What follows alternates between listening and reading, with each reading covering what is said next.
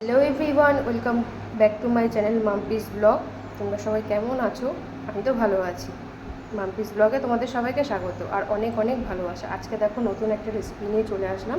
আজকে বানাবো পাবদা মাছের ঝাল। তো দেখো রেসিপিটা আমি কীভাবে বানাই সেটাই তোমাদের সঙ্গে শেয়ার করছি, দেখতে থাকো। এবার এর মধ্যে দিয়ে দেবো মাছটা, আমি হালকা করে ভেজে নেব। ভালো করে ধুয়ে নিয়েছি লবণ দিয়ে। মাছটা এবার হালকা করে ভেজে নেব, তার জন্য একটু লবণ আর হলুদ দিয়ে আমি হালকা করে ভেজে নেব।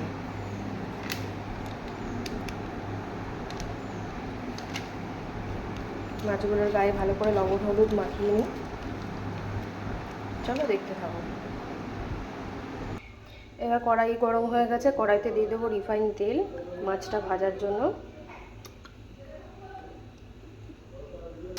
মাছগুলো দেখো কড়াইতে দিয়ে দিয়েছি, হালকা করে ভেজে নেব, একটু হালকা লাল লাল করে ভেজে নেব। এবার পাবদা মাছের ঝালটা বানাতে দেখো কী কী লাগছে। এখানে নিয়েছি আলু, আর ফোড়নের জন্য নিয়েছি কালো জিরে, কাঁচা লঙ্কা চিড়ে নিয়েছি, আর এখানে পেস্টের মধ্যে নিয়েছি গোটা বড় বড় দুটো টমেটো, সামান্য একটু জিরে গুঁড়ো, সামান্য করে ধনে গুঁড়ো এই দিয়েছি, আর কাঁচা লঙ্কা দিয়েছি, এই দিয়েছি পেস্টে। আর কিছু লাগছে না, নিয়েছি লাস্টে ধনেপাতা কুচি দেবো। তো এই লাগছে আমার পাবদা মাছের ঝালটা করতে। চলো রান্নাটা কীভাবে করি দেখে নাও। আলুটা ভেজে নেবো। দিয়ে দেখো মাছগুলো ভেজে আমি তুলে নিয়েছি। এবার তেলের মধ্যে দিয়ে দেবো কালো জিরে, কাঁচা লঙ্কা ফোড়ন। এবার দিয়ে দেবো মশলার পেস্ট, ভালো করে কষিয়ে দেবো। এর মধ্যে দিয়ে দেবো আলুগুলো,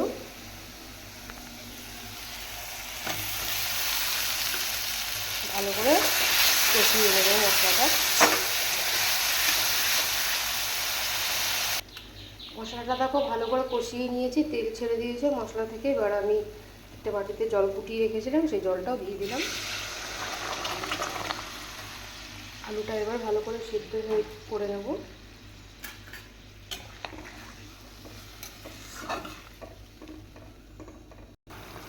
আলুটা দেখো সেদ্ধ হয়ে গেছে, এবার আমি মাছগুলো দিয়ে দেবো।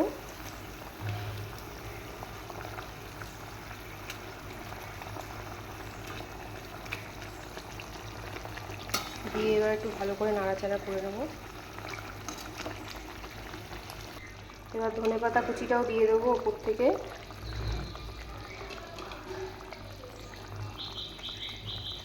দেখো তৈরি হয়ে গেছে, আমি এবার নামিয়ে নেব। দেখো আমি নামিয়ে নিয়েছি মাছটা, দেখতেও কত সুন্দর হয়েছে আর খেতেও অসাধারণ টেস্ট হয়েছে। তো আমার ভিডিওটা তোমাদের কেমন লাগলো তোমরা অবশ্যই লাইক কমেন্ট শেয়ার করে জানিও। আর ইউটিউব থেকে যারা দেখবে তারা অবশ্যই চ্যানেলটা আমার সাবস্ক্রাইব করে দেবে। তো দেখা হচ্ছে পরবর্তী অন্য কোনো ভিডিওতে, অন্য কোনো রেসিপি নিয়ে। চলো টাটা।